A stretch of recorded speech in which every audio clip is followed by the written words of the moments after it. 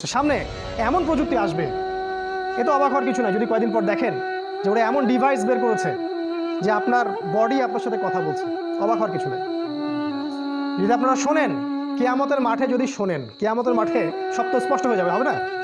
কিয়ামতের মাঠে যদি শোনেন এই করোনা ভাইরাসটা মানুষের সৃষ্টি করা ভাইরাস, অবাক হবেন না। আপনি অবাক হতে পারেন, আমি অবাক হব না। যদি আপনি শোনেন কিয়ামতের মাঠে এর পিছনেও ওদের হাত আছে, আপনি অবাক হতে পারেন, আমি অবাক হব না। সামনে এমন প্রযুক্তি আসবে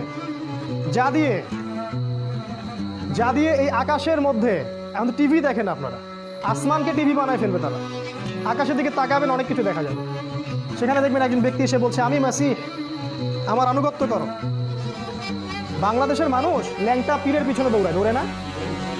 আর যদি আকাশে এরকম কাউকে দেখে যে বের হইলো এবং বললো যে আমি মাসিহ, তোমাদের ত্রাণকর্তা, আমার আনুগত্য করো, জান্নাতে চলে যাবে, মানুষ কি মনে করছেন যাবে না? বহু মানুষ